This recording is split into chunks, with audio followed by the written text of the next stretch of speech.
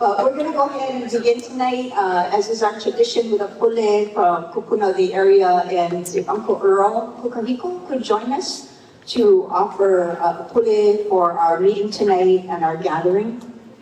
Here it is. Don't worry.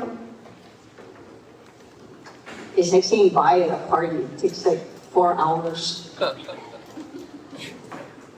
There is no time clock on Aloha. I should start a little earlier. Mahalo. Let's start this in prayer. Most gracious and heavenly Father, we thank you for this evening tonight as you bring us all here together. We ask that you be with all of us here, and especially those that cannot be here with us. We ask that you be with them.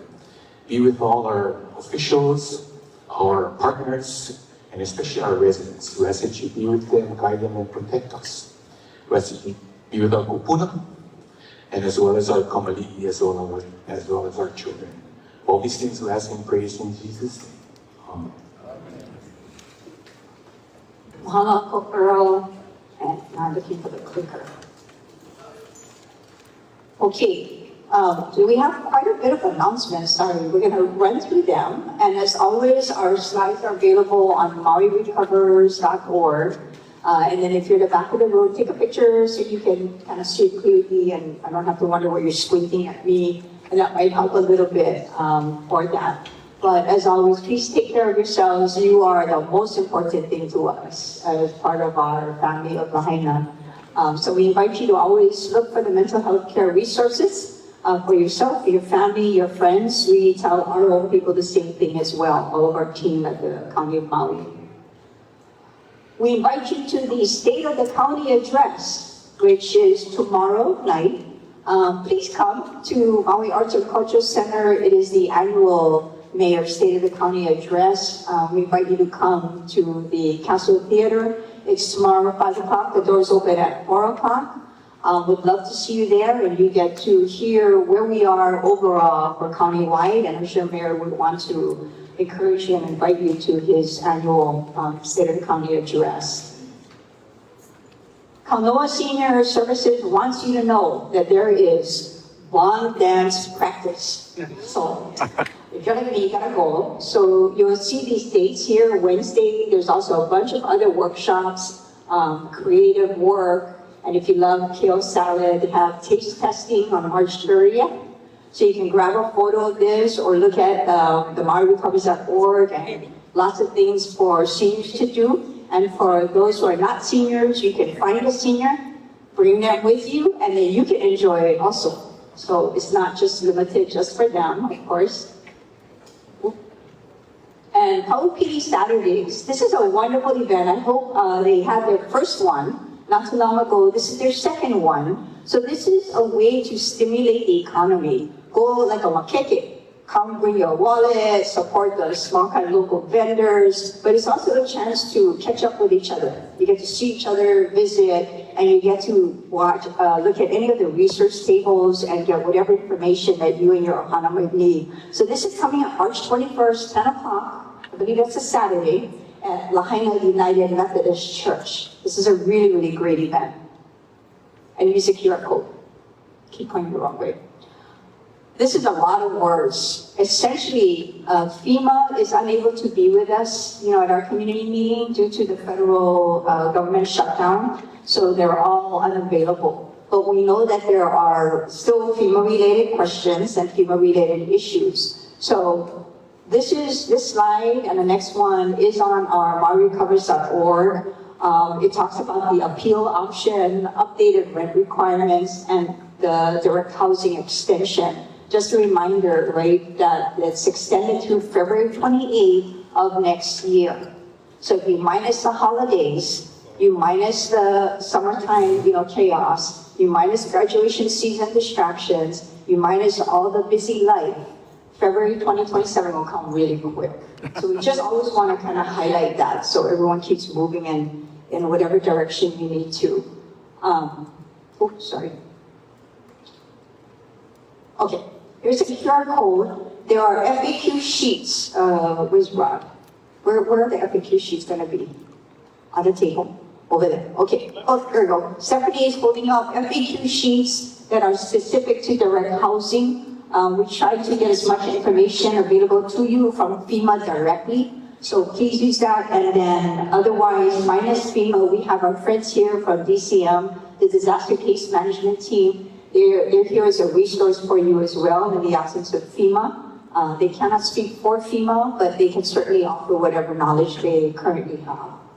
So tonight, we are very pleased that Hawaiian Electric Company is here with us tonight. They're going to go over, they call it the PSPS, which is the Public Safety Power Shutoff. There's been a number of them. So we know that there's been some interest and clarification needed. So they're here tonight to share that. You're also going to get an update on the Lahaina Harbor repairs.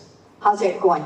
And we appreciate DLNR sending over their Division of Boating and Ocean Recreation with us tonight. And they're also going to be sitting at a table after the meeting to help with any questions you have. And then we invited Jordan Molina, who heads our county's public works, to give an update on infrastructure. If you remember last month, we had Environmental Management and Director Pat McCall from Parks Department. Tonight we'll have Director Molina with us. And then our usual Office of Recovery updates will be provided. Next month, our meeting is always, well, we try it on the first Wednesday of every month. It happens to be April Fool's Day. So we promise we'll be here. But please come, unless you celebrate April Fools. But we're going to be here April 1st, so don't let the date fool you. We expect to be here. Government workers do not play the April Fool date very well, but we'll be here same time, same place. I'm going to turn this over to Mayor Bissett, followed by Council Member Cotton. Aloha. This is not partial PSPS going on right now up here. I just want to tell you guys that. You'll be hearing all from our Hawaiian Electric guys pretty soon, because that is a very significant change in our community. So I really want those of you who are here to listen to really the science and the technology that's behind those decisions, because I think that's what everybody's here to talk about or learn about. So I'm really glad to see us here. I know we have a more intimate group than we sometimes have here. I wanted to thank our advisory team members. You heard from Earl. Kim Ball is also here, and I'm sure the others are either watching or will make their way here. For tomorrow, I just wanted to also add my invite to what Mahina already said. If you're not busy and you want to come out, if you are busy and you want to watch it online, it'll be on Nakaku and perhaps our Facebook page. I'm not sure about that, but we're just going to talk about stuff like our housing, our infrastructure, our water, all the things that we talk about out here, but we don't always get to the rest of the community. So some of that stuff you folks are very, very aware of already. There might be some new things really in store. We'll start working on the speech tonight so we can have one for tomorrow.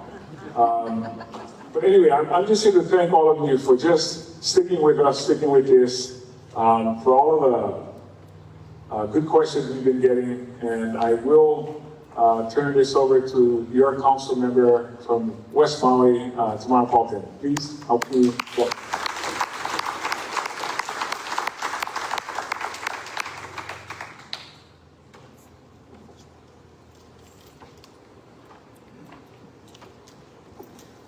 Aloha mai kaku. My apologies for not being here last month. I just wanted to share tonight that we have a bunch of Hawaii Directory of Public Official books up in front. If it has all your elected officials from the federal, state, on down to the county. So if you ever wanted to reach out to anyone, there's a number of books there with their phone numbers and email addresses that you can pick up. We're right in the middle of the state legislative season, so if you wanted to contact your state officials making decisions, please help yourself after the meeting. Also, I did just return from Washington, D.C., where I was appointed to this Intergovernmental Disaster Reform Task Force. And there's a few of the books that have our recommendations to the Fixing Emergency Management for Americans Act. It was a bipartisan nationwide group, and these are the things that we could agree on to try and get into that congressional bill.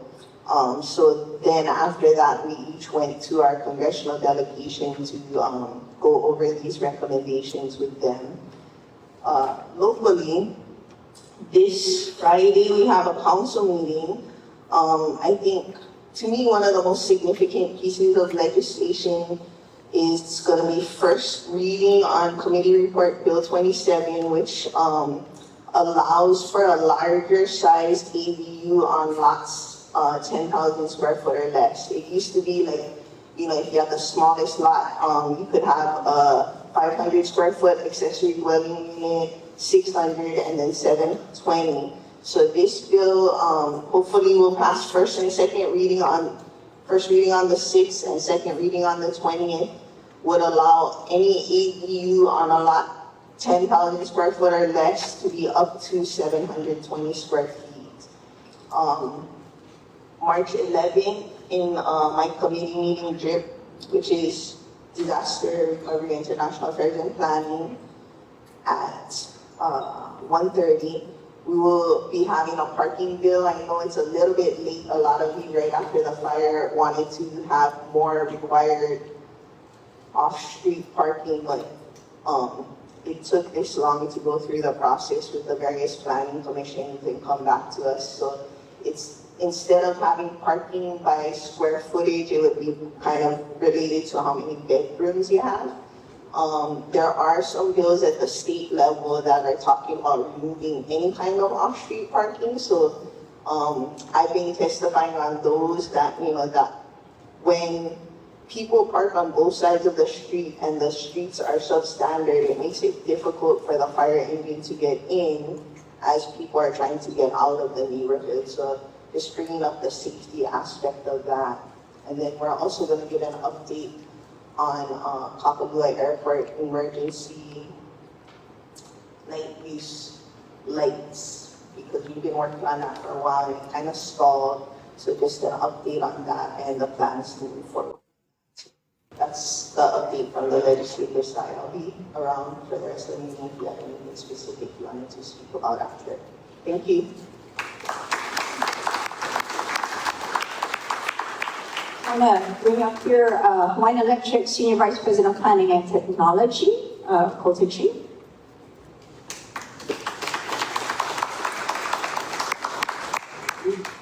Hey, good afternoon, everyone. Glad to be back to be able to talk to you a little bit about what we're doing with our public safety power shutoff program. If some of you were here the last time I talked about our work, I want to go back to that discussion, right? Our wildfire safety strategy. Public safety power shutoff program is one part of our strategy, but it includes many other things. Things like hardening the grid, doing enhanced inspections and trimming of vegetation.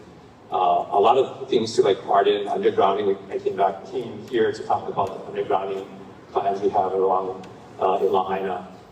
So PSPS is this practice that fits within that overall broader program. Would you prefer me to stand there? Yeah. Thank you. Yes. Over the last year, 2025, we've done quite a bit of work across all 5 islands that we serve. Specifically for Maui County, though, this slide, I won't go into the details, kind of covers the breadth of the mitigation work that we've done here in the county of Maui. It's a lot of work, a lot of dedicated staff, a lot of folks in the field doing this hard work every single day to reduce the wildfire threat. So that work is still ongoing. And all of those things can help to reduce the risk of ignition caused by electric infrastructure. But in addition to all of that work, we are doing other things, like having a public safety power shutoff as a program to further reduce that risk. So the concept or idea of public safety power shutoff is to identify the areas in each of our islands in which we've identified the greatest risk of electric infrastructure if there is a condition causing a wildfire that can pose a risk to the public. And we classify every island into 3 categories: high, medium, and low risk. And those lands and areas within the highest risk are areas where we're focusing the things I talked about earlier, right? The grid hardening, the vegetation trimming, the inspections. But in these high-risk areas, because we deem the risk being so high, so elevated, that we also wanted to have a public safety power shutoff program to further reduce the risk. And the concept of a public safety power shutoff, or PSPS, is even if you do things like trim vegetation further back, if you take poles and replace them with stronger, harder ones, or replace the conductors with more robust ones that can withstand higher winds, even with all of that work, the elements may be such that under, say, certain very severe conditions, the wind may be so high and the humidity may be so low that there's still a significant risk that something can happen to our infrastructure that then can cause a fire. And so in those areas of the highest risk, and under periods where the weather conditions are the most severe, this program is structured to allow us to, in real time, measure what's happening weather-wise right along the circuits in these highest risk areas, where we then have our incident commander, one of our executives in the company, one of our operations heads, will look at those weather conditions, and if our circuits are seen to be exposed to weather conditions that exceed preset thresholds, he will make a decision to proactively shut off power on these circuits. And by proactively shutting off power in the circuits, then it eliminates that circuit at that point from causing an ignition, even if it gets damaged, even if a tree branch falls into the circuit, or the winds are strong enough that brings conductors down. Because those circuits are de-energized, there's no chance of it causing fire. So the PSPS program is our last line of defense. It's the thing that we do under very limited conditions where we have to do it because the risk is so high. And it's there in place despite all of the things that we're doing to harden our grid and reduce the risk to other needs. This PSPS program is something that we developed first in 2024 and used throughout 2025. And since we stood this up, we've had a total of 3 public safety power shutoff events, 2 of which occurred here on the island of Maui. Most recently, it was earlier in February of this year. That program that we developed, we didn't do it in a vacuum. We did it in coordination with county agencies and state agencies, as well as other infrastructure owners, because we know that anytime we shut off power, it can impact others, and more so under conditions where the weather may be severe. So we wanted to make sure that we develop this program in conjunction with plans that other agencies and infrastructure owners had in place. We wanted to make sure that their emergency plans were reflective of what we may do with a public safety power shutoff, so that we can work as closely as we can together, as seamlessly as possible as we go through a pretty stressful event like a high wind event. So that's the PSPS program. And so in February, we had a series of circumstances that ultimately resulted in us making the decision to proactively shut off power in some circuits serving West Maui. It occurred, it occurred starting on February 9th, following that weekend, if you recall, that weekend of very, very high winds throughout the state. And many parts of the state also experienced a lot of rainfall. And so we were set up in emergency stands to deal with that wind and the rain that we expected and we saw in various parts over the weekend. State, AIMA, the county emergency management agencies, they were stood up as well to deal with that. On Monday, February 9th, the winds were starting to taper off. the rainfall had pretty much ceased in most areas. And we were just monitoring the situation, still activated for emergency management. And then as we were deciding whether we should actually end our emergency management stance, we started to see a dramatic drop in the humidity levels in the air in many places, but primarily in places on the Big Island and here in West Maui. And we also saw sustained winds during that period. So in the early evening of the night, as you can see up here, just around 7, we actually had a fault, a contact with our electrical system serving here. That resulted in our safety systems shutting off power to just over 8,000 customers in West Maui. That was not part of the PSPS. It was a circuit sensing a problem and shutting itself down to make everyone safe. But soon thereafter, as we continue to monitor the situation, and I'll show you some graphs that kind of illustrates this, we saw wind speeds actually pick back up around that same time. We saw humidity drop about half an hour to an hour later. The combination of the wind speeds increasing and the humidity decreasing resulted in the weather stations indicating that our circuits were exposed to conditions beyond the thresholds that we set as part of our program. So at about 8:30 p.m. that evening, when we saw that, we made the decision to proactively de-energize, turn off the power to other circuits that ultimately resulted in complete combination with an earlier shutdown outage to all of West Maui. And so about 12,000 customers in total were affected by that.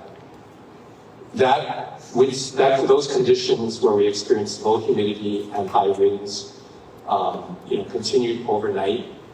Our PSPS program is structured that whenever we shut down a circuit, before we turn the power back on, several things need to happen. First of all, the severe weather conditions need to subside. Right? We don't want to make a decision to shut off power under high winds and low humidity, and then only to turn it back on under high winds and low humidity. Right? We want those conditions to get better, less severe. That's one. Two, we need these conditions to be sustained for a period of time so that our crews can go out and visually inspect every part of those circuits that we turned off. One of the things that happens when we turn off power to a circuit, all of our sensors and protective equipment that normally can sense a problem on a circuit, because we turned off the power, those sensors are disconnected from the lines. So they can't actually see whether a line that was perfectly fine before we shut off the power got hit by a tree or had a piece of equipment fall. We won't know that. And we don't want to not know that and just blindly turn on the power back on, because that then can cause an ignition that may result in a fire. So we visually inspect the entire circuit that we shut off during a PSPS event. And so on the day of February 10th, beginning the next morning, we saw winds continue to be high, humidity continue to be low, and so the conditions weren't that good enough, hadn't improved enough for us to begin that inspection process. In the early to mid-afternoon, we started to see that trend, and we saw then at that point, the winds had died down low enough, humidity had gone back up. It was like that for at least 2 hours, which is our trigger. We began inspections that mid-afternoon, making sure we thoroughly inspected all of those circuits, and we were in a race. We wanted to try and see if we could complete all those inspections before twilight, because once we lose daylight, we can't continue our inspections. And then, we were also always under the threat that the winds could pick back up. So we were doing inspections rigorously, thoroughly with our crews. And fortunately, we were able to complete our inspections of the areas that we wanted to be energized. We were then able to get the permission from our commander to energize those lines, turn them back on. And then the early evening of the 10th, we were able to get power restored to all of West Maui. It came in steps, but over a few minutes, we got all of West Side energized. So here are the thresholds. 45 just happens to be the same number.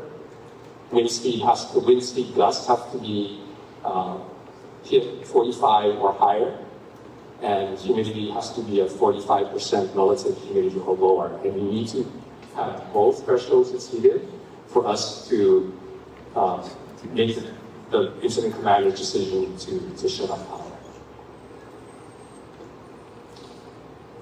One more thing to note. So we get this as questions about, okay, the doctor's one. Okay.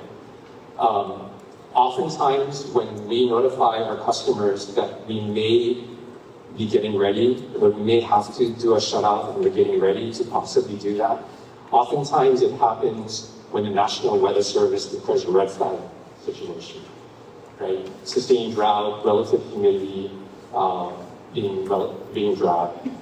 And so oftentimes you see National Weather Service, state, as well as Hawaiian Electric doing this in sequence.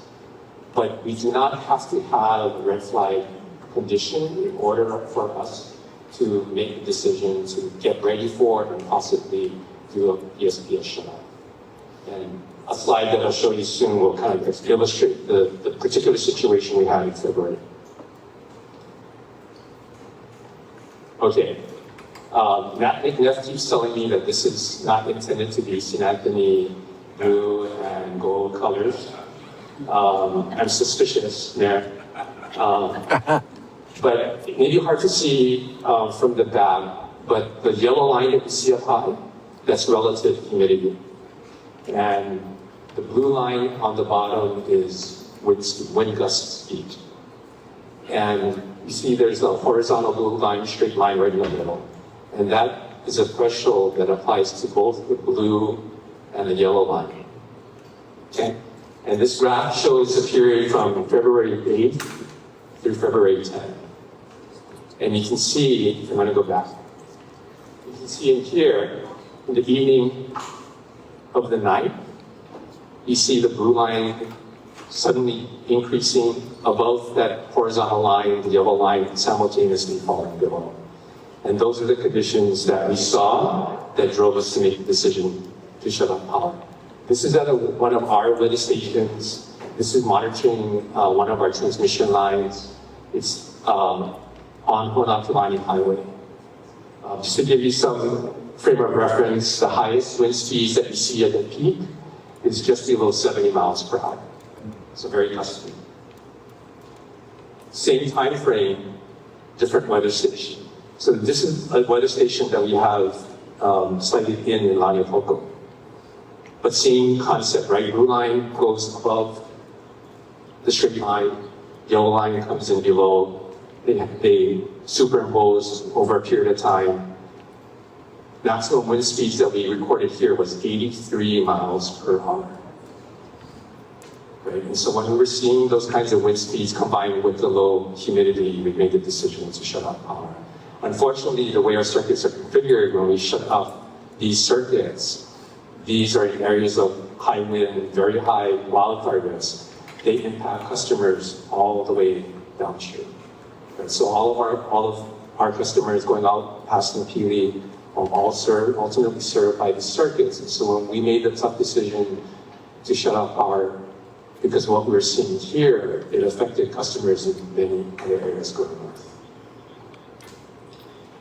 And this kind of illustrates how our grid is configured in West Maui. So you can see, I'm sure there's a button for that, but all of the power that goes to West Maui originates from the Malaya area, traverses the islands, some of the islands' highest wildfire risk areas as it goes west and north.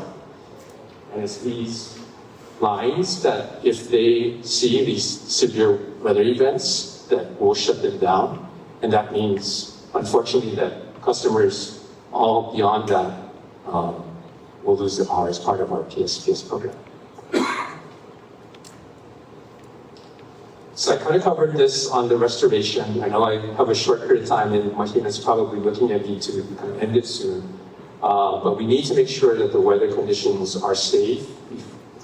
One, for our crews to do inspections, and two, low enough so that the circuits that when we turn them back on are not going to be turned back on during very severe weather conditions.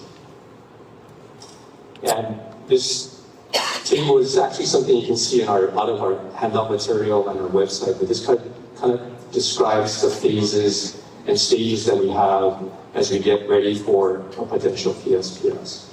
So as much as possible, as we get information, weather forecasts from the National Weather Service, information from our weather stations and such, as much as possible, if we're forecasting severe weather conditions coming up, we start notifying our customers that we are going to increase our readiness, stand up our emergency response function, and monitor these circuits very closely so that if conditions worsen, we may be shutting off the power. And letting customers know before we actually shut off the power that we may be doing so that as customers of ours, we can take appropriate action. Sometimes we have more of a leeway based on forecasts. Sometimes, like on February 9th, unfortunately, the conditions change very, very rapidly. And so we weren't really able to give customers the kind of heads up on this as we would normally like. So I mentioned materials. You can scan QR codes here. We have a lot of the materials here on the table. We're going to all be here after the presentations and Q&A, so come to us, ask us questions, learn more about what we're doing with PSPS. Events like tonight, just one of many public and community meetings that we're part of. So if you haven't been able to join any yet, encourage you to do so. You can spend more time with our staff or experts that do this function to answer questions that you might have. Lots of work's going on as part of that, not just with the committee at large, but also with many of the agencies here that are key functions supporting our communities. And then although tonight I'm talking about our PSPS program, I wanted to leave with one additional, slightly different bit of information. And this is about upcoming work that we're planning for West Valley. So this area is one of the areas we're focusing all of our wildfire mitigation work on. I talked about the undergrounding work last fall when I was here. The engineering work for that continues. We're still looking to refine that, but there's a lot of other stuff that we're doing. One thing that might be very visible for many of you is part of our work to harden the grid here is we're planning to replace about 20 poles around on our Planning Highway. Right now, there's an overhead circuit there are wooden poles there. There's a critical section in there that we want to replace, where we want to replace the wooden poles with either steel or fiberglass poles that are built to a much stronger standard and put new hardware on those poles so that it's more robust. So that's going to be something that we're going to see at the beginning of this year. A lot of other stuff. Feel free to ask us questions at the end, I think, when we're all together, or come to our table to ask one. Thank you.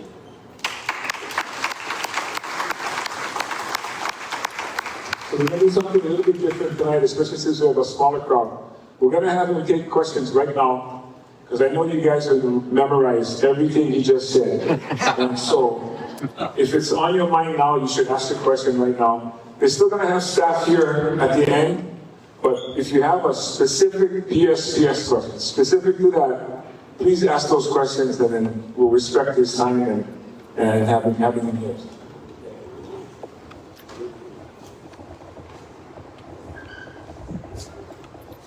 Good morning.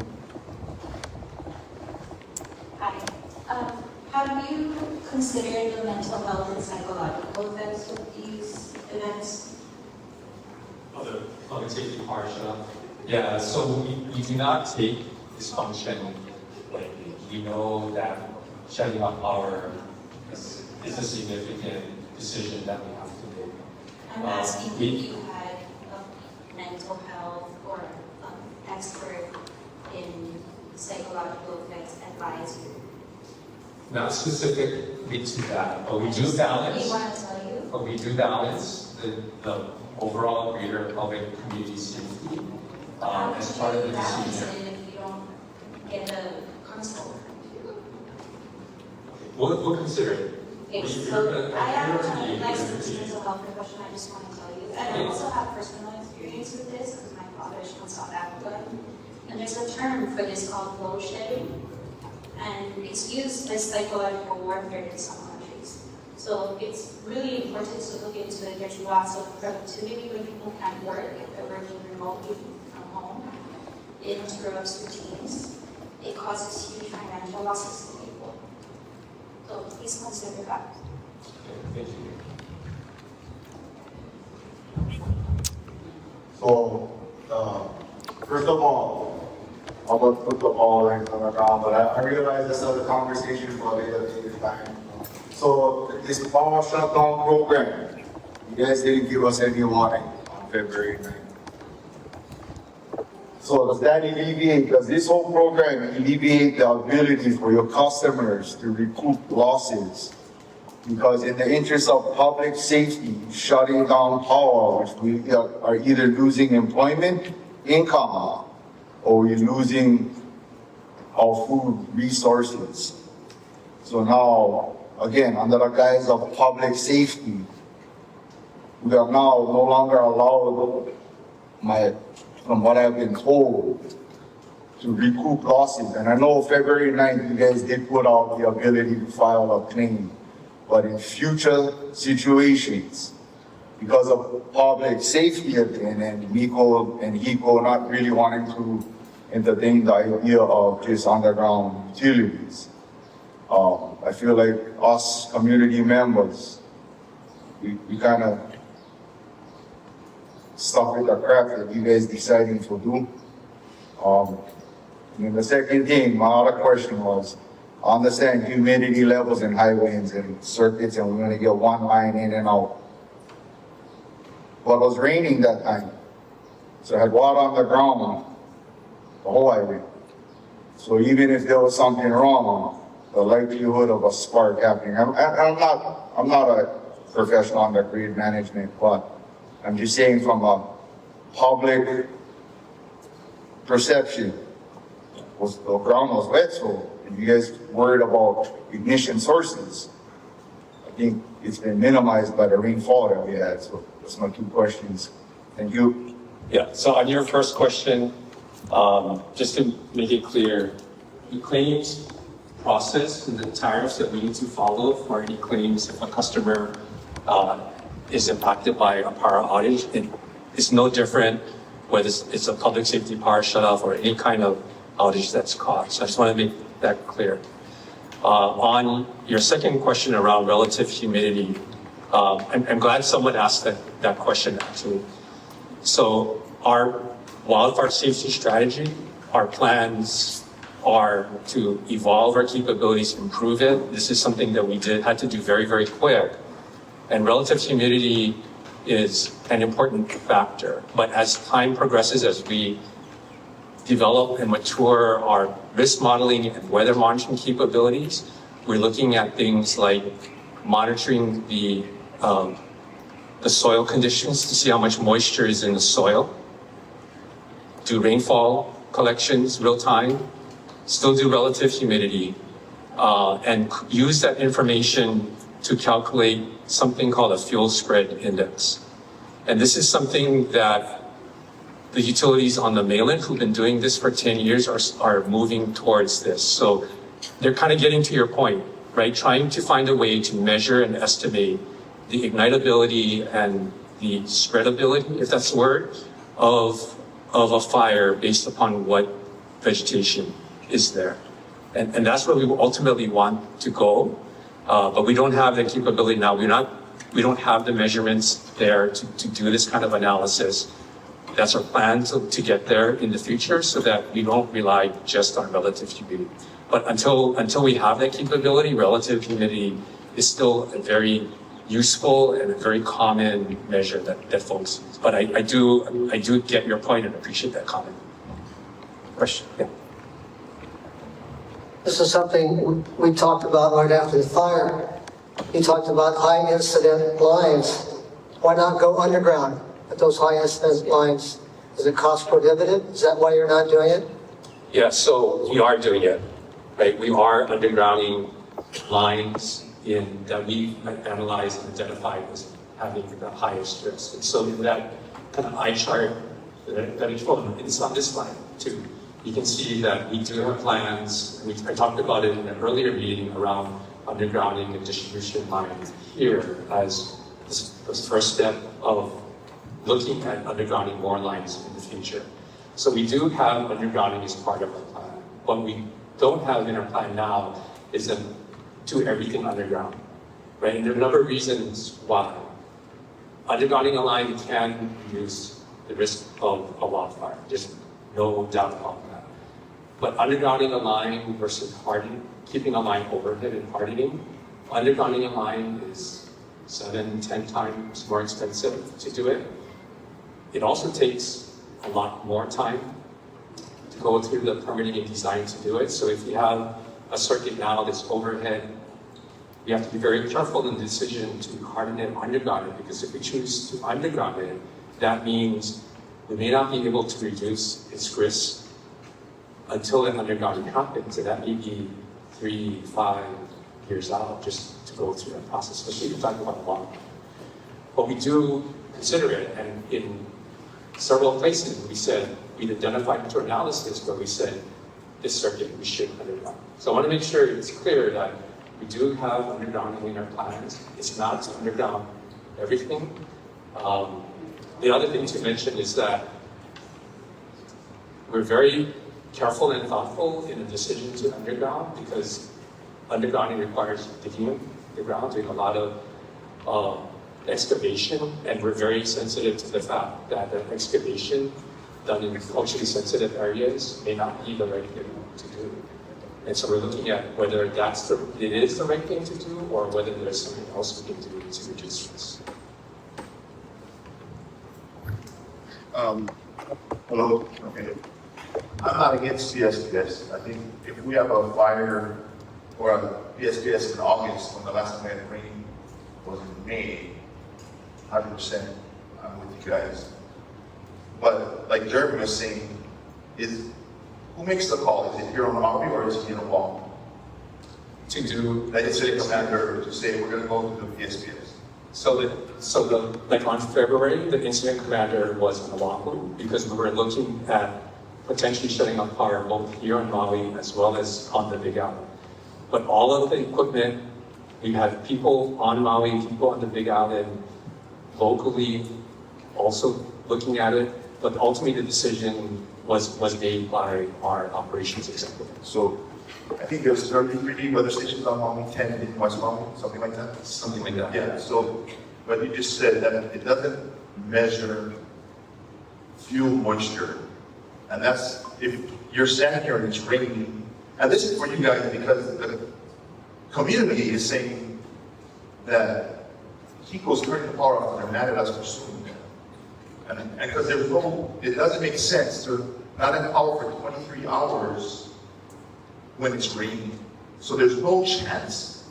But nobody is on Maui seeing the rain in Lahaina. Kukukui on Sunday had 14 inches of rain. Monday we had a power outage. 14 inches. But what is, you look at the chart, it says West Maui is drought. It's a drought condition. But for that period, it was raining. And I don't know if you ever tried to light grass in the rain, it doesn't work. And I was talking to some people saying, let's try that. And I got scoldings. But Okay, I want to try. yeah, but just for your guys' sake, it has to be more scientific. You can't say, we look at humidity, because a fireman can tell you the fire triangle is heat, fuel, and oxygen. You got the wind, that's the oxygen. You got the equipment that can cause the heat. But if you don't have the fuel, you don't have a fire. So you gotta be able to explain. You did a great job. You showed the graph, the colors, the St. Anthony graph. It showed humidity and wind, but it doesn't show fuel moisture percentage. And if someone was standing here, instead of in Oahu, to say, hey, we're gonna do a PSPS because the humidity is down and the speeds are up, but he's standing in the rain with an umbrella, he might think it differently. So for your guys' sake, I think that you guys should have a better way to explain it instead of, well, we don't have that technology yet, but if someone was standing here to say it's raining, it's not, we're not going to be in a threat of fires. So that was because there's a lot of people who lost food. $23 you can't take back. So everybody, all of Lahaina lost at least $300 worth of food in the refrigerators because of the power outage. And I know you said, what, 12,000 customers? In total, more In total, exactly. So, that's 12,000, but I reckon a hotel, High Regency, one customer, there's 2,000 people there. So it's way more than 12,000 people that got affected. We're talking 50,000 people. So that's something you guys should think about in explaining it, because you didn't cover it in your thing about how we can say that we have a chance of fire in this region. It doesn't end up with us standing here. Thank you. Yeah, thanks for that comment. I think it goes back to what I said earlier, right? We do want to absorb. What I didn't mention, which I should have, is we also have a series of cameras, the Alert West cameras. Many of you have probably looked at them. So we're using that as well. We will oftentimes deploy spotters, personnel in the field along our lines to do a visual as well. So we use visual to help us make that ultimate call and determination. I'm not trying to kind of cover things up or argue with you on this. What I will say though is we were seeing very, very different weather conditions in different locations. So I don't doubt you that hopefully you're seeing 12 inches of rain there. I will say the weather stations that we saw where we saw the worst conditions were well south of Pu'uko'u, right? Well south of Lahaina. So, and ultimately that's what's going to drive the decision. Not to take away anything that you said, that we need to improve and make mature our methods so that we can ultimately get to something like a fire spreading mix. With no argument. Just one more thing then. If that's the case, then PSPS is to stop a fire, not a wildfire. Not a fire that's gonna start Ukumehame and come all the way to Lahaina and burn the town again. Because if you wanna stop a fire in an area that's far away, then okay. But if you're gonna say we're trying to stop a wildfire, then that didn't work. Because Lahaina. Because Lahaina is raining. So the area that you're saying the fire started, or could have a chance to start, because of the rain, it's not going to reach outside of that isolated area because it's still raining in the areas around it. So you got to have people who's looking in the area. I'm spotting, I'm looking, okay, it's high, I'm spotting it, I'm looking at the wires. I'm not looking at the ground to say how wet it is. It's not raining right now, but it's muddy and wet. So if you look at your chart, on the 8th, your humidity is high because it's all rain. And then it drops down on the 9th. Right. But it rained the day before. So it's still saturated ground. That's what I'm saying. Understood. Alma? Yes, and this is important to me. But when you decide to turn off the electricity, can you not at least send out some phone alert to let people know and give us maybe 15, 20 minutes to get ready for something like that? I mean, when you turn on the power, I live on the 6th floor, so it's a major impact to me. And when my food goes bad, I have to walk up and down 6 flights of stairs, and I've been served for a week afterwards. So it would be nice if I could get at least an alert to that the power will be turned on. I mean, I don't want to get stuck in an elevator or something. Yeah, no, well, it's good. If you aren't getting those alerts, you do alert through email, text, and calls. If you're not getting it, come and see us at the table. We want to make sure we have you signed up. We have a list of customers in PSPS areas or signed up to get those notifications. So we definitely can do that, but as much heads up as we can for the circumstances. But come see us here at the table later to make sure that we got your info. Thank you. We're going to take one more question, and then we're going to proceed. And again, they're going to be here after the meeting because we still have others to present as well. Go ahead, ma'am, your question. So basically, what everybody was talking about is what have you learned from this experience to make the process faster? You guys already talked about it to make it like it won't last 23 hours, probably out. Yeah, so we are, I think with every event we're doing after action review, trying to figure out what went well, what didn't, what to improve. For this event, because the outage, the conditions were such that we had to do the kids get shut down in the evening.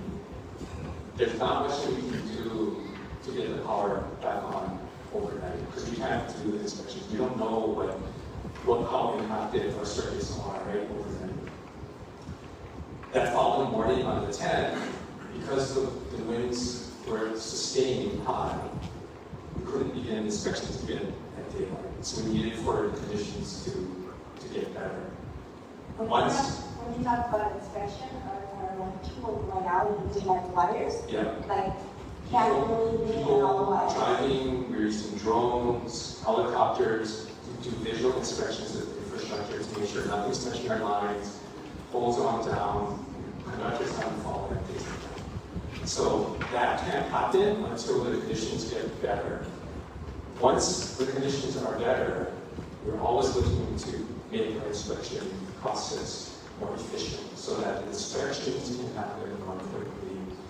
Looking at procedures or practices like, well, rather than energizing the entire line, can we energize a portion and get at least some of our customers energized earlier, right? So that's part of what we're trying to prove.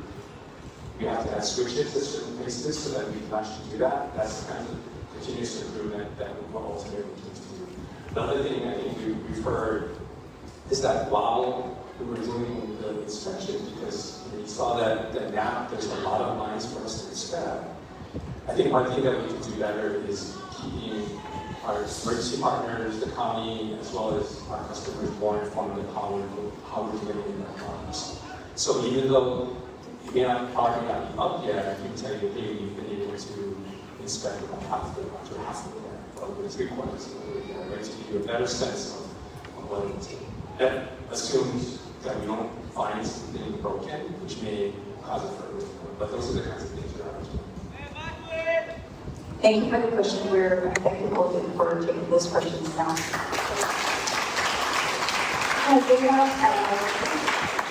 Jerry from the LNR, Jerry Maines, Pulinkale, and Dana Torres to give us an update.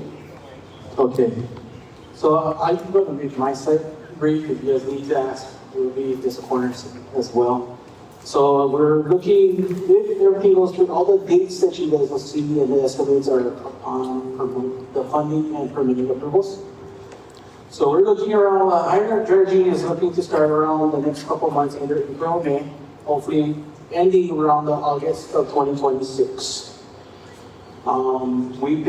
The funds were released back in December, so hopefully that will be kicking in here shortly. Let's see what is up there right now. Okay. So we're also looking at the Lahaina front here, the loading docks, the dinghy docks and all that. So we're still waiting some funding as well as permitting.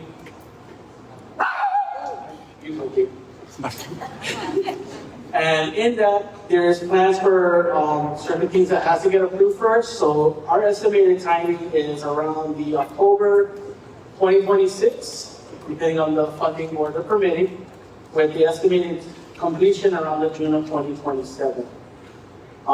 Some things we do have already, so we're just waiting for.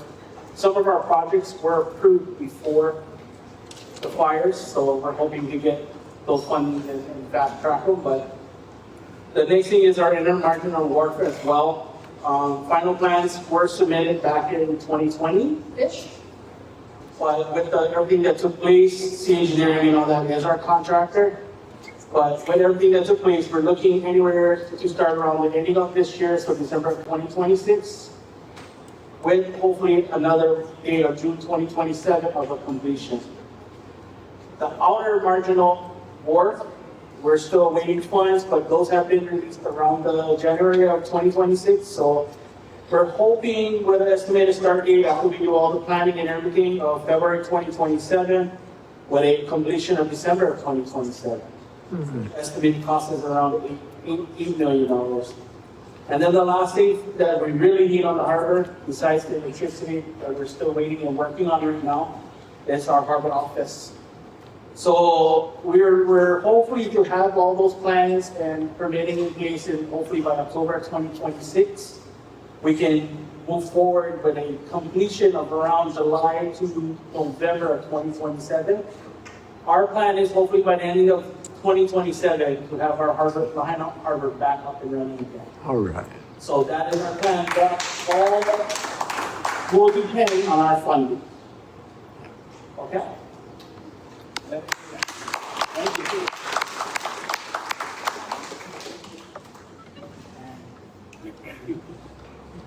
Thank you, Jerry.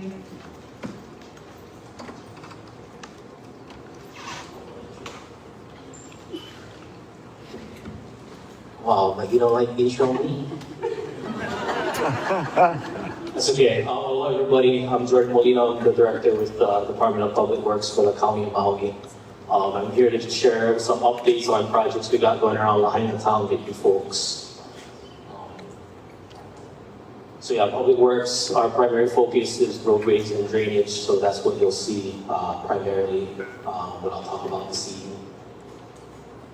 So we'll go through some of the near-term projects, things that are active, and then mid-term and our long-term, so you guys can get a sense of everything we're trying to implement out here in Lahaina over the coming years.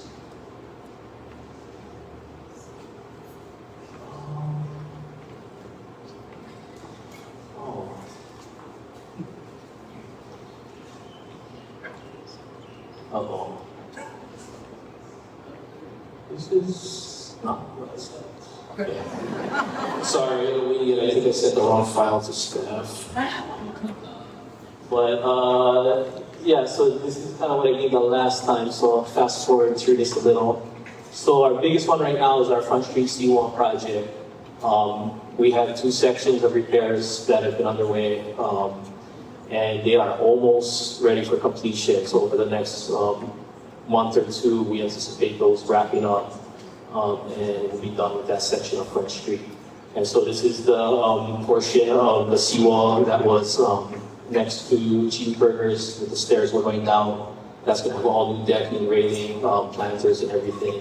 Then we also restored the seawall down off Papalawa, restored that seawall, capped it, new sidewalk through that section too.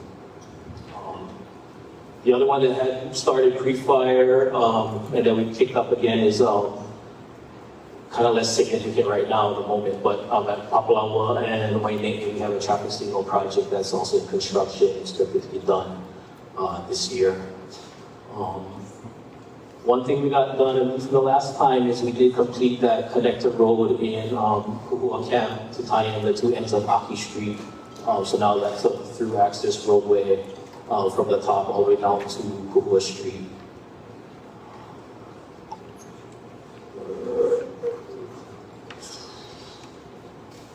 So the Kuhua Street connector, the wildfire repairs, and even the district resurfacing are all sort of moved to the midterm. Kuhua Street, that's going to be part of the larger project, which we is the, where's my OR people? Is those notices public yet? No? Anyway, we anticipate favorable determination on getting some of the DR infrastructure funding to support the Kuhua Street project. In addition to some of the wildfire repairs throughout the town, things like sidewalks that got damaged during debris removal, pavement, traffic signs and markings throughout all of Lahaina town. And of course, our resurfacing program was a bit on hold for a while, pending all the utility repairs and infrastructure repairs under the ground, trying to avoid our fresh roads getting cut up again after we pave. So our midterm projects, and this is a little shift, so Lahaina Luna Road pavement rehab, that was a pre-fire project also that's, and it's working its way through the design process. And so of course it's going to take us from the highway up Mauka, restore the pavement, and also try and complete the sidewalk network through that area as well. Lahaina drain line repairs throughout Lahaina town, over the years we've been doing assessments to determine the condition and where we need repairs. And so fortunately with support for funding, we're gonna tackle all of those projects that we had initially planned to phase out over the years, but taking advantage of the traffic conditions now, we plan to get those done over the next couple of years. And so we'll feel good about no sinkholes in the roadways in Lahaina. And this is particularly the corrugated metal pipes in the subdivisions that are all pretty rotten at this point. Kiawe Street improvements. So this is the one off of Kiawe Street. We're looking at improving the intersections into Lahaina Gateway, both for helping the traffic move easier, but also for the pedestrian crossings. We did get a federal grant for that one, so this project's in the early design phases at this point. West Maui Greenway, again, is another project we were lucky to get awarded federal grants for, so that one also is in the early design phases, and the planning and environmental phases to plan out that segment, which is currently looking to connect Lahaina Civic Center down to Laniopoko Park with multi-use path. The last one on this slide is our neighborhood egress connection. So these are some of the areas that, with the help of the fire department, they identified as needing secondary egress points. So we'll be starting to plan those out as the roadways identified through there. And again, these were kind of those critical ones that we found have significant number of homes that only have one way in, one way out. And so trying to provide that secondary access for those areas. Long-term projects. So Lahaina Watershed Project. This is a long planned project to develop flood control infrastructure above the Lahaina Rec Center area, stretching all the way from Lahaina Lunamai south towards Kauula Stream. Big development with this one last year was the county's acquisition of the properties from West Maui land that comprise the southern area of this project limits. So that's going to be a huge accomplishment to help move that project forward. Again, I mentioned Kuhua Street extension, so that's tentative to tie in Kiawe Street all the way to Dickinson Street with a new full roadway with full improvements, multi-use path as well, intersection improvements. As well as tying it down to Dickinson, down to the highway, and then in addition to planning a new roadway extension for Papalaua that would tie in Kuhua, and particularly Kuhua Camp, to give them a secondary outlet down to the highway, an alternative to Kuhua Street. Then of course our West Maui Greenway plan does contemplate a continuous greenway all the way from Honolua down to Ukumehame. And so the future phases of that project will continue to progress and extend the network out further from the current project through Lahaina town. And Front Street pavement rehab is one of the more way out projects right now.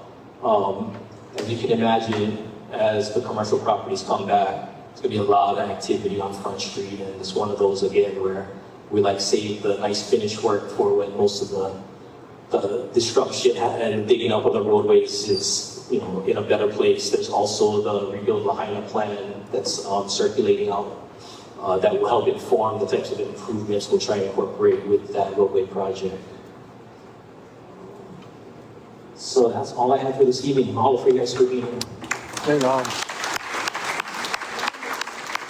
Jordan will be at the Public Works table, and as Erin makes her way up here for Office of Recovery, she is replacing Josiah Nikita, which we had expected, but so you see his name on the slide. And as Jordan was talking, when I saw 5 to 10 years, I kept thinking like, wow, 10 years, I'm gonna be in my 70s already, but Jordan was still look like a 21-year-old engineer. He looked so young. There's your intro. Office of Recovery, Erin? Thank you, Lahaina. Aloha. Both John actually and I were in DC with Councilmember Paulton, and it was a really great trip. So looking forward to some new updates from that coming soon. And wanted to share with you updates that we have on permitting. I have the clicker. Did you press the clicker? Or did I do it? All right. Can you be my clicker, please? Thank you. Okay, we got it together. Thanks for that. We've got 151 permits completed as of today. That's homes constructed. 552 permits have been issued and 336 permits in process. So real good progress. The big takeaway, I think, this month was, the end of last month, was 60% of single-family homes are either constructed or under construction and in the process right now. So good progress on single-family homes. All right. You can click for me. Thank you. So for commercial, just so you know, when we show these data points, residential shows up representing just single family. Non-residential is both multifamily and commercial construction. So when you see those permitting numbers, it's both of those. Just to update, we did have a commercial, specifically commercial properties permitting workshop late in last month. And we had real good attendance. 60 folks showed up. The majority of them were property owners, engineers, architects that participated and learned a little bit about the permitting process for commercial. We did share about what it means to be under construction in the commercial district, that as Jordan shared, there is a lot of work ongoing.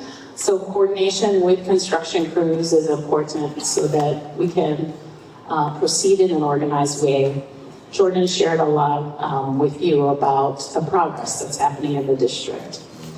The other thing we shared was how we've been working to reduce barriers for non-residential properties. So this included the waiver of SMA, MAUCA of Front Street. It includes a number of kind of small changes to code or allowances that have created opportunities for projects to move forward that otherwise would have been stuck. Things like allowing for parking reductions, allowing for the new historic district design guidelines, which provide a lot of guidance for how folks can rebuild.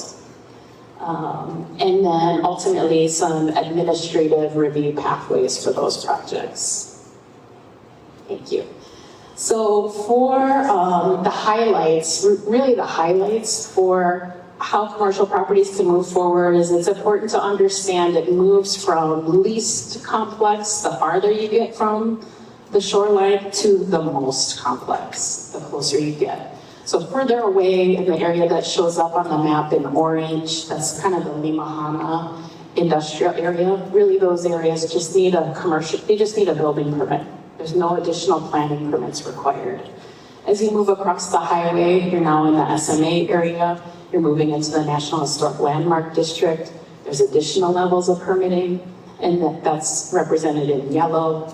And then as you move closer to the shoreline, the areas in pink have kind of the highest level of oversight.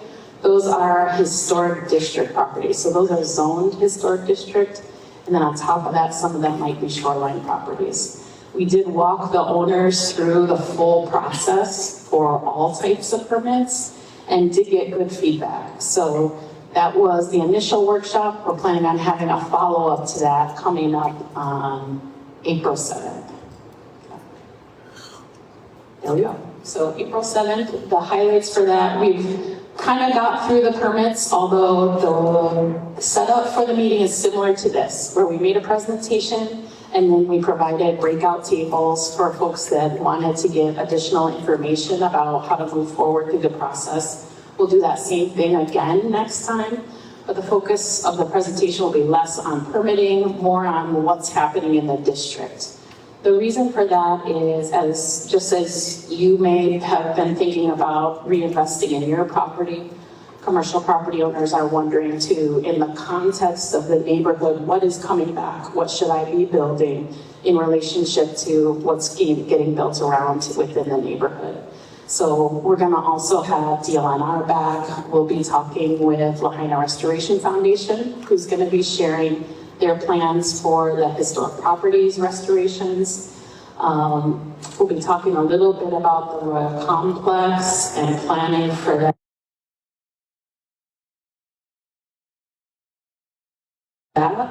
And moving forward through the rebuild Lahaina planning into the Front Street design process. So all of that is also going to be shared here at the community meeting.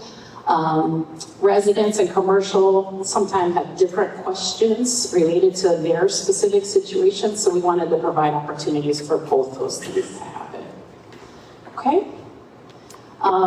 This is where you can find information on commercial permitting as well as the video. So it was a recorded session. If you want to take a look at that, you're more than welcome to do that. I'm going to ask Jeannie to come up and talk about Ho'okumuho. Thank you.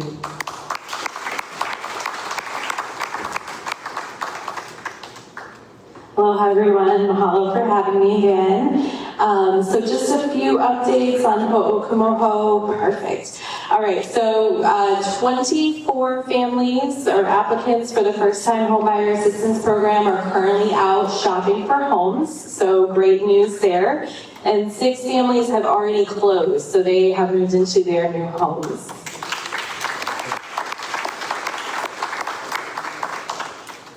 So just a reminder, we do still have 2 programs for Ho'okumuho single-family homeowner reconstruction program. Those applications remain open. This is a program that can assist if you have not started reconstruction yet and are interested in getting help with that. Please come see these lovely folks over here.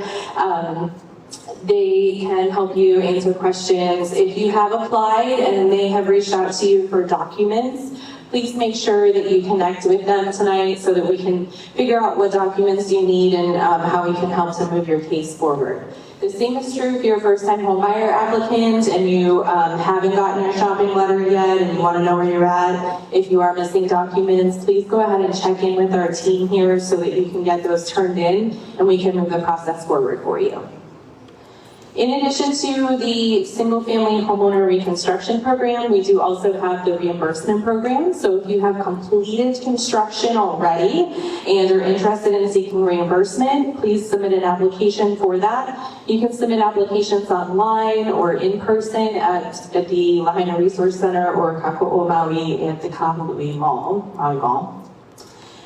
So both of these programs are still open and accepting applications. So if you have any questions, again, see our team right here. They'll be happy to help you. These are hours for the centers that I just mentioned. Just a reminder, you can go in person. You can also give us a call. There's a group of lovely people that are happy to answer your phone calls. Visit the website. If you need an appointment outside of those hours, please feel free to give us a call to schedule that. So I also have some important updates related to the other programs. So I've talked a little bit about multifamily housing in our last meeting. And since that meeting, we have received 7 applications and reviewed those applications for multifamily rental housing projects.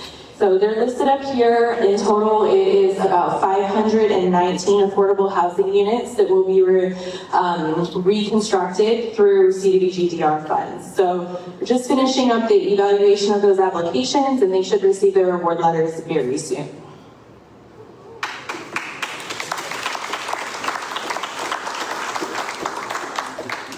All right.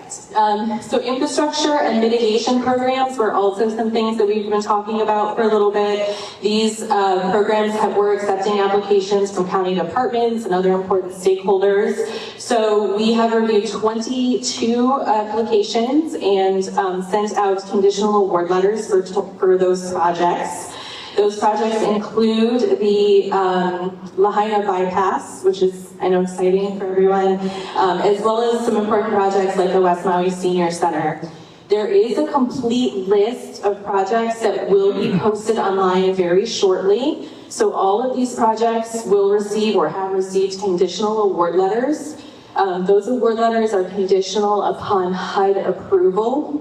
So all of these projects and the details about them will be published in an action plan amendment and made available on the county website. Once that is published, y'all have 30 days to review the projects and make comments on each of those projects or the action plan amendment as a whole. So as soon as that's published, stay tuned to the website. It'll be posted on there, and I'm sure we'll be able to let you know about that at the next meeting.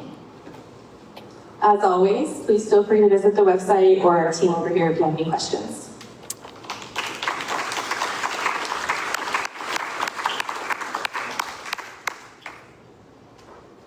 We're gonna go ahead and do our Q&A for a little bit, but I just want to say this out loud, because I know she just said 7 projects, right? But we're talking about 519 affordable units, French Street Apartments, Lahaina Cirque, Weinberg Court Apartments, Komohana Hale Apartments, Hale Mahaolu, Eono, West Side Affordable Housing Projects. All right. There are names to these places that they're looking at. So it's an exciting time. So appreciate all the work that Office of Recovery is doing. We're gonna go ahead and take some questions for our presenters and allow time tonight also for you to visit their tables here, especially because Zobar is here traveling also from Boca, Jerry.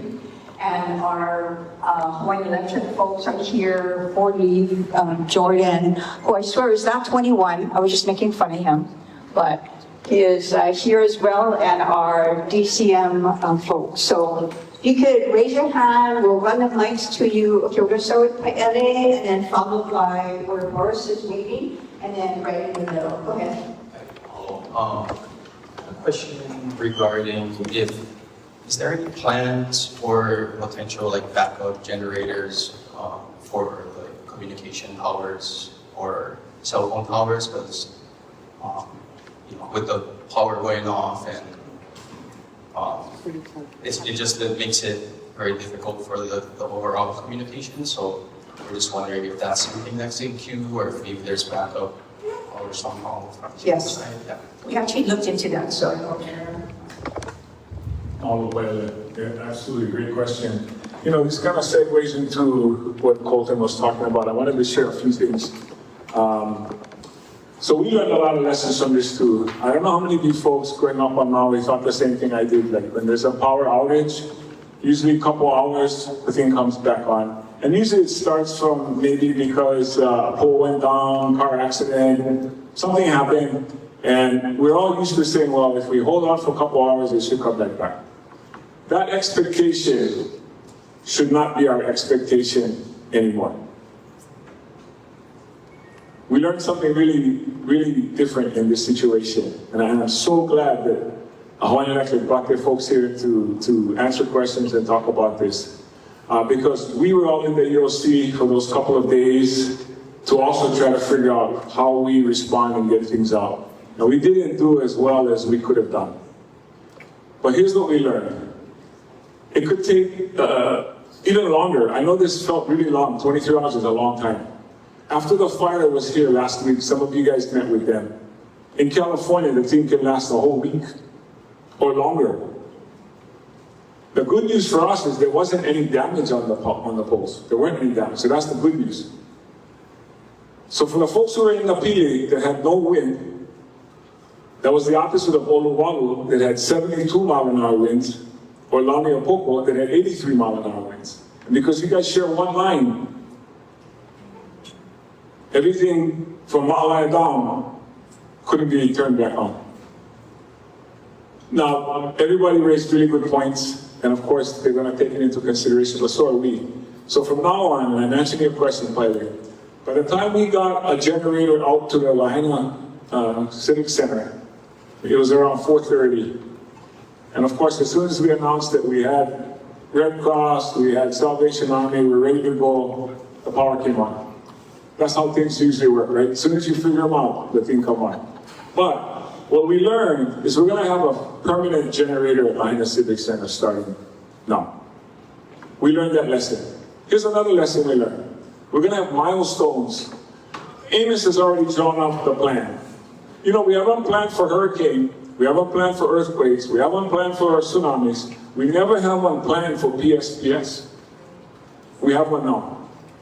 Because now we understand the science, we understand what the steps are going to be, and we got to make it easier for you.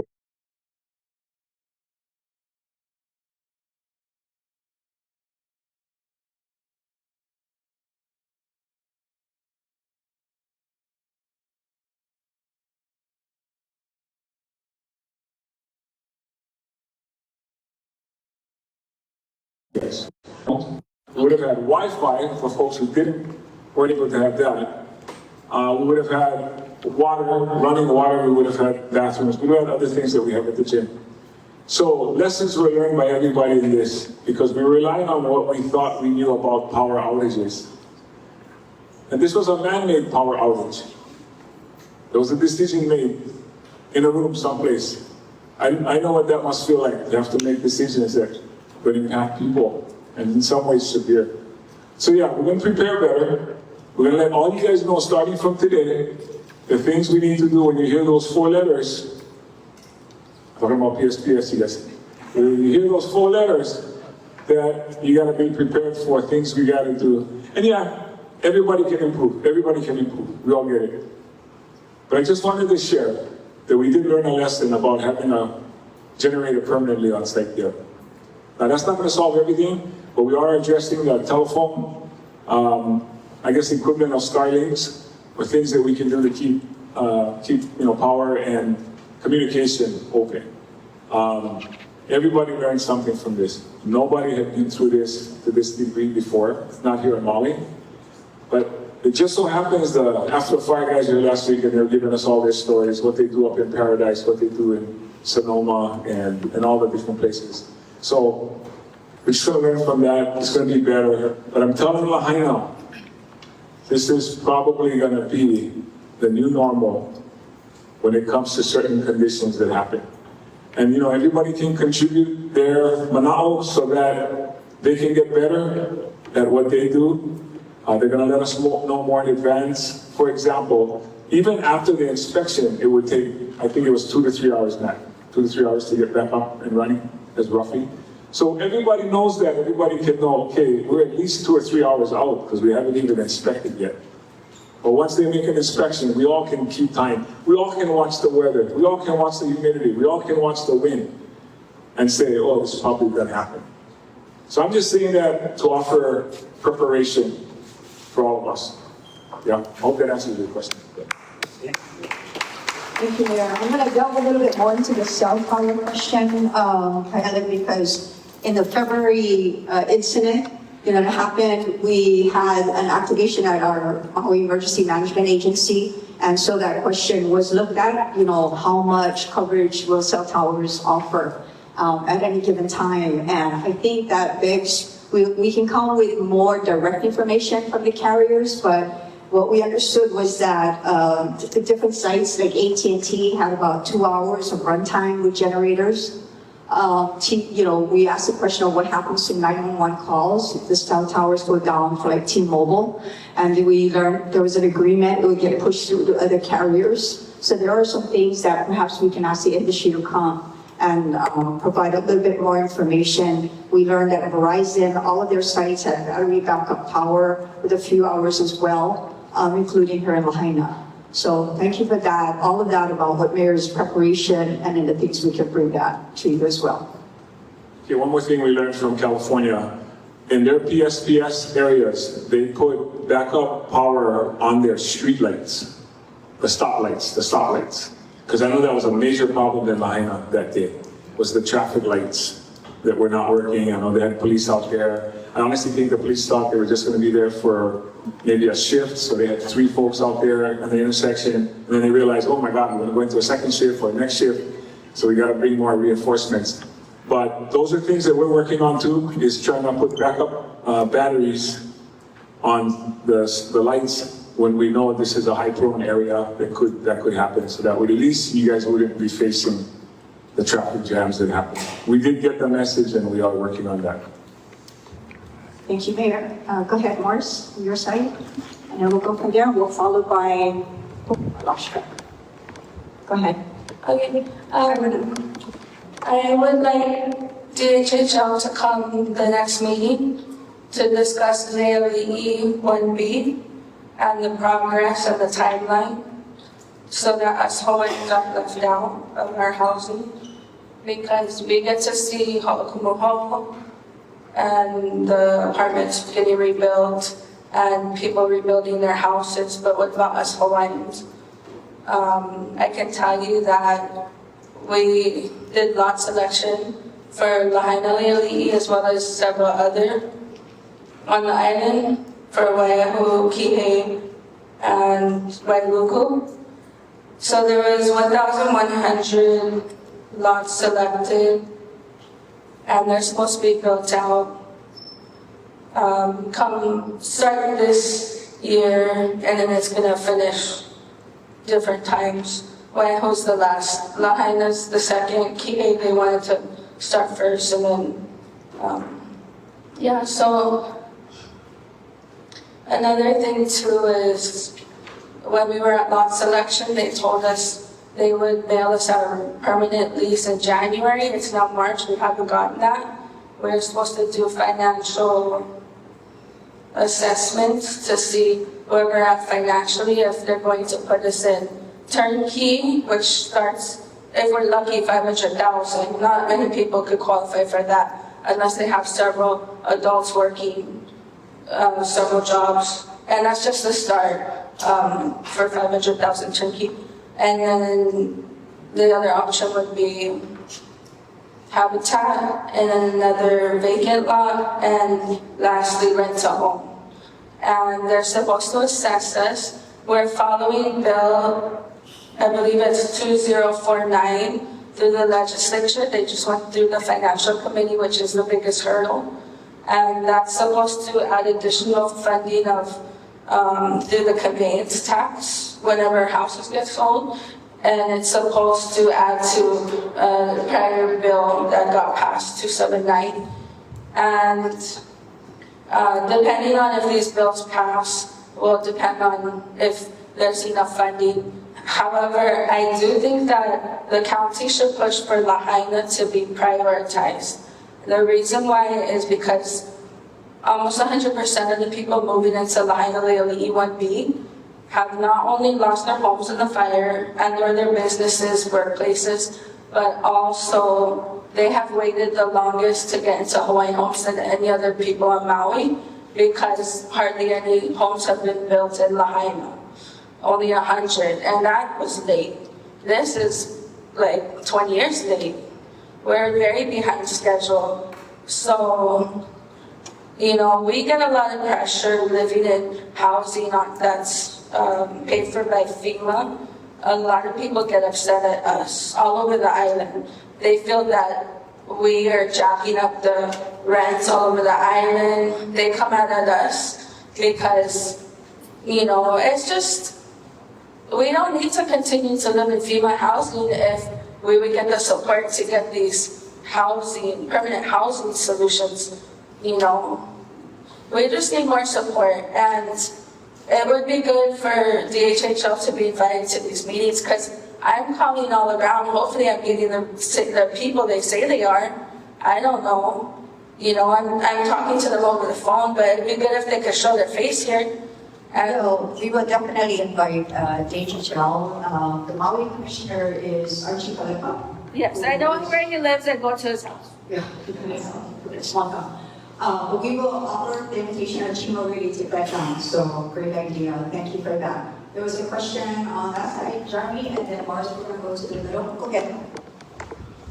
So, with all the issues that we have to face, water shortages, TY using up potable water for their golf course, access to multiple ramp for locals, all of these issues that we're fighting. Me personally, I'm just burnt out from coming here. It's just too much. But the big concern that I have was when Aaron had stated that the county had made some adjustments to parking. So my big issue with this rebuilding line in West Maui and anywhere in Maui and the state of Hawaii is the parking congestion. And I've had long conversations with Erin about this. I've taken her on a ride through the neighborhood. Right now, there's a cul-de-sac. Nobody believed me because none of it was built.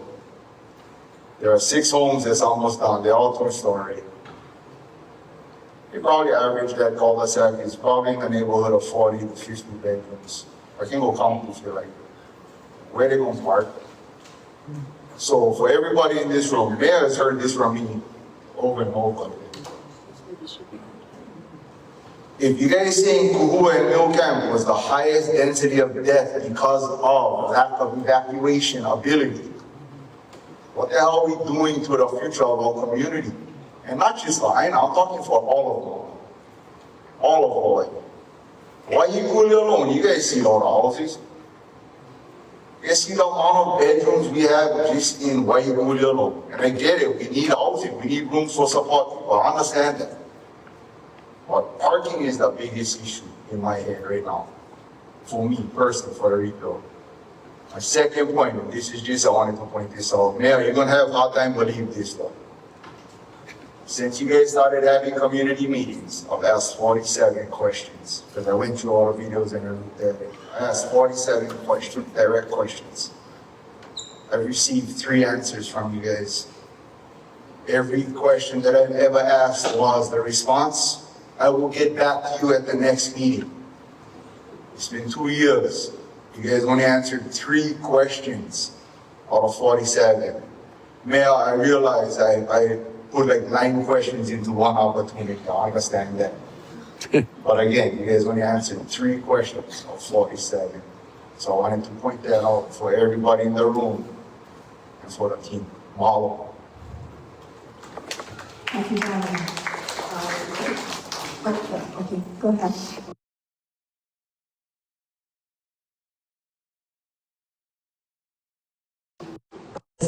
Our King Kamehameha III school rebuilding. We were called in to a meeting and our admin told us that they were told by some people from the state, I believe they said Office of Facilities, that we may not have a school because they have not officially acquired the land parcel from Kamehameha Schools. They don't have an architect or plans, and they don't have money. So my understanding is that the state gets their insurance by parcels, and so they're not gonna have enough for us. And we were told at our community meeting to decide our future site that we had to spend the money right away. Like I asked them, can't we just build a school out in Pulelehua and then decide a future site for King Kamehameha III later? And I said, no, you have to do it right away. So I'm wondering, like, where did our money go then? And then how long are we going to be at this quote unquote temporary site? We're having a hard time finding people to help us maintain our facilities. For example, our sprinkler system had been broken for months. There was a big hole on the walkway right by my classroom.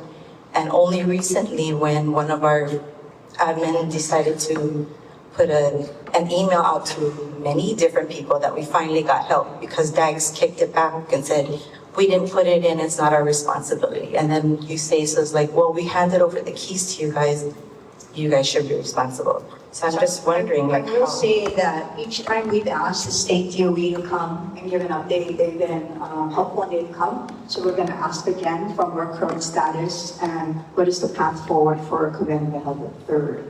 I think an update is due, so appreciate that. There is movement, it should be for the state to share. And so we'll put in the ask. Thank you. Okay, appreciate it. I saw, okay. Go ahead, your question. Yeah, okay. One thing I'm gonna come around, I've been busy, but, my issue is with Hobart. If you guys can help us out, this is something we've been talking about for probably close to 10 years already. And it's the over commercialization of Lahaina, Malawa. It took us maybe 5 years just to get, a meeting at Malawa with the boarding community, commercial and non-commercial, with Laura Kapua at the state level. At the meeting, we had a couple hundred people there. About 99% of the people said the commercial should be all operating out of Lahaina Harbor. You can launch your boats out of Mala, but you pick up at Lahaina Harbor. We get that brand new facility down there that's not even being used, that the commercial operators out of Malawas can be utilizing. You can put 4 boats on that dock at one time. The boats at Malawas are getting bigger and bigger every year. Now we're getting 40+ foot boats launching out of there. If you go up there and sit down there and watch the traffic, yeah, it's like a McDonald's drive-thru. You sit down there and you watch boats line up to go in and come out, picking up passengers all day long. Some as late as maybe almost 6 something in the afternoon. The problem is, for us guys who gotta work, and we don't have that luxury of being able to get in the water as much as we like. When we wanna go, we cannot. The place is inundated with commercial activity, inundated with tourist spots all over the place. And what's left for us? We ask that you guys go back to rule change and then utilize the kapapa analysis to see whether this impact is impacting Hawaiian, Native Hawaiians. It is something that you guys have to utilize and make sure that we're getting our fair share of utilization of that base. I remember when I was a small kid, when Lahaina Harbor was the place where all the fishermen was. We used to drive on that bottom road and, see the fishermen asking, you guys get fish? Be like, bye. That was the original drive-through down there. From the boat, you truck in your car and you drive out. Over time, we watched the over-commercialization of that place happen, and the locals got pushed out. And I remember a lot of the local community, along with my father folks, was fighting hard to find a place so we can launch boats for the local fishermen, recreational people. When we finally got that place, it was under the Department of Transportation. When they turned it over to you folks, you guys issued out 16 permits, commercial permits. We get 21 or 22 stalls down there. Do the math, how is that fair? We also get 16 permits that operate out of Kanapali who launch their dinghies out of Malawa. You see where I'm going? There's not one equitable use of that area. In fact, we're getting pushed out again. When my boy was only probably like 6, 7 years old, before I take him to school, I said, go down there early in the morning. Although what's fishing is beat the shit out of commercial guys. Fights would happen a lot because they wouldn't respect when we trying to go out, they just come and load up the people and force you to wait. And you know what they say? Because their permit supersedes our right to go out. So you folks, I tried to talk to you guys already. The community would meet so many times, it was overwhelming, 90+% easy. And you guys never move. We already began talks that we were shut down our wall. If you're not going to put us first, because that harbor was gotten by the local community, wasn't commercial operators, we got that place so that we could go out again. I remember, I was a small kid when all those folks was going and fighting for finding a place. And now we're getting pushed out again. My father, 84 years old already. And he would get that, he said, no sense already. All that help for, now you're getting no sense for. What we want to move.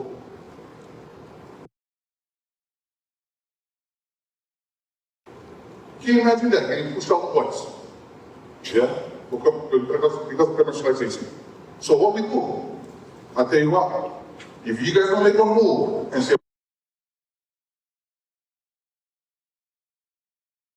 can you imagine that? And you push out twice. Then you pick up all your tourists and throw parking down behind the site. That's not designated commercial area. Yeah? Have them go down there, walk down there. Okay, after they come out, they can go shopping. It's going to circulate the business down there. But stay away from all of them. Utilize that gear that nobody using, good for both of them. They can go in and out all day. Until I hear something from you folks, we will plan to shut down our law. I promise you. We're going to shut the place down and we're going to stop this going on. I will look into that and we'll let you guys know. Laura Papua, when she gave us that meeting and when they saw how much the community was for non-commercialization of the harbor, she was removed from her position by the governor. Yep. That's what we're having. I'm pretty sure it'll be carried through the leadership of the department. But the leadership slack. Don't change. Slack. Can't hear. We have to fight her for so long. We went into mediation with them. The court put us into mediation with the commercial operators that we are not supposed to talk about, but was in mediation for a few years. They all came out of it, but we brought something to the table. Commercial operators waited. Why? Because they shut down everything we brought to the table. And when they tried to bring, they not have to bring nothing to the table, because why? They had the permit. They felt like they It can be changed, but it's a little bit more circular, you know. So first, second reading, we can't make big changes without a rule waiver. But in committee, that's why I'm saying March 11th, we're talking about parking in committee, and that would be the time to give your input on the proposal, because change is kind of to some extent expected, because we're working on it in committee. So if you have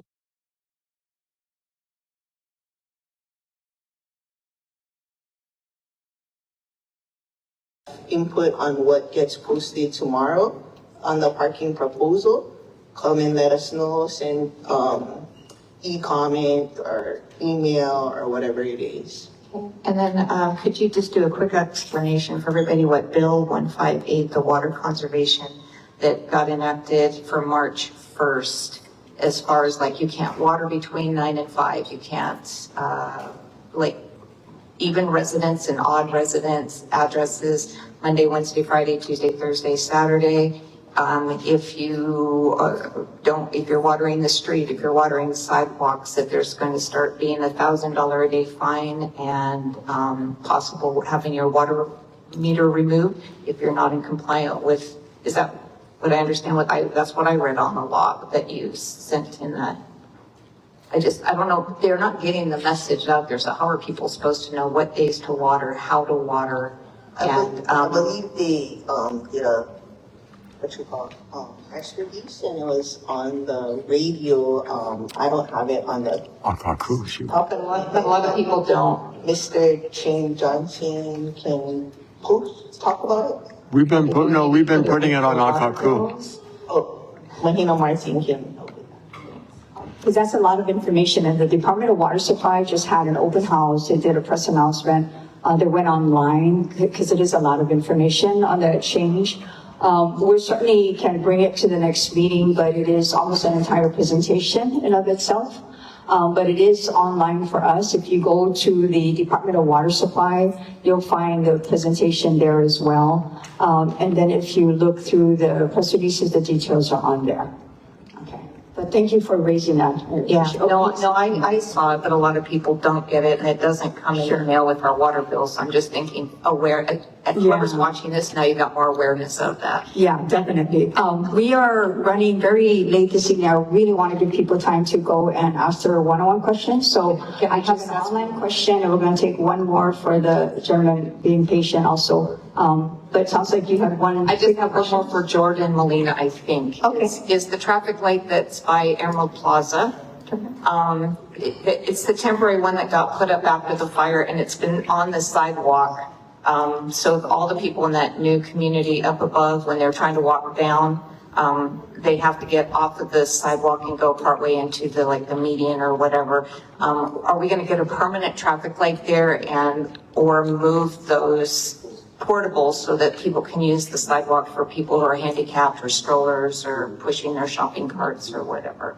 Yeah, thank you for that. We'll take a look at getting that modified. In the short term, that's our solution right now. We are looking at traffic signal. We're also looking at potential roundabout there.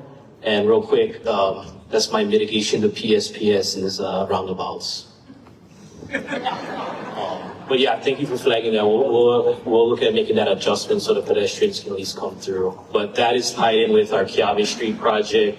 And I mean, just to shed real light, that whole corridor is super complicated. And now with the potential of the bypass extending, that creates another dynamic that changes the whole scenario we're trying to plan for. So yeah, we're focused on trying to figure out how we move forward in that area. Thank you.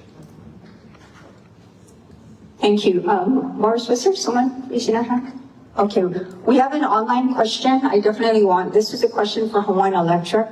For Hiko, it says, this person says that it's a question about providing, does Hawaiian Electric consider offering programs such as backup power solutions like solar batteries or generators to help people purchase ahead of PSPS, since looks like they could use a lot more warning before it happens.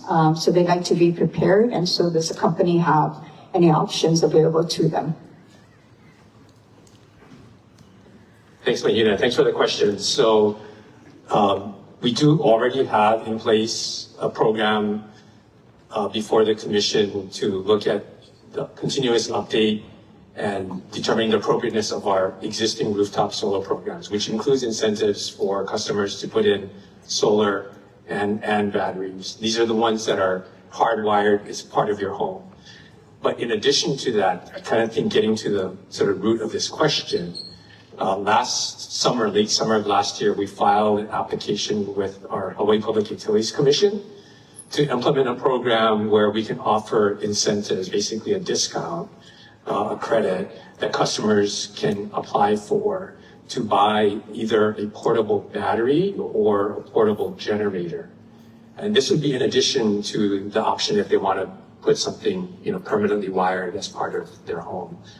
We're trying to prioritize the use of this program for customers in high wildfire risk areas, customers who financially might be a little bit more difficult, more challenging to afford a battery, as well as trying to prioritize this deployment to customers who may rely on electricity for medical support, whether it's for medication, refrigeration, or a portable electric device.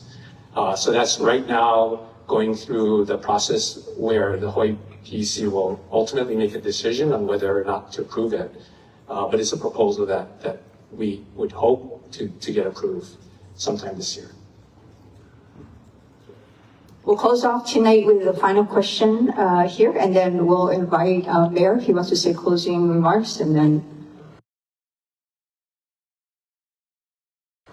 we'll give time at the cocoa tables. Go ahead, your question. With the 151 permits complete, how many of them got reimbursed for the rebuild? I think that's an Aaron question.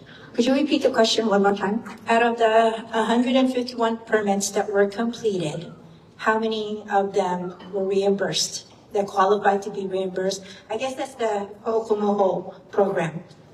Oh, sorry, might be more Jeannie. Where's Jeannie? Jeannie had to step away, but at this point, none of the awards have been made for the reimbursement, correct? So we have a number of applications. It is around 150.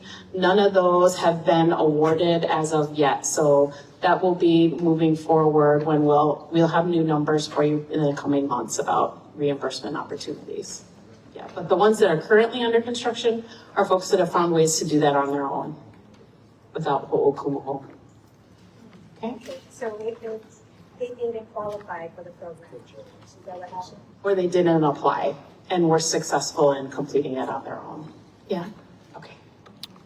Thank you. Mayor, do you want to add anything to close off? And then, as we said earlier, please visit our tables here.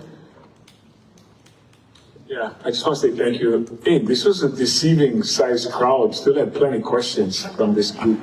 So all the guys who get questions come to our meetings. That's great. No, I just want to thank Hiko again. So they'll be up here if you guys have any individual questions for your homes, your property.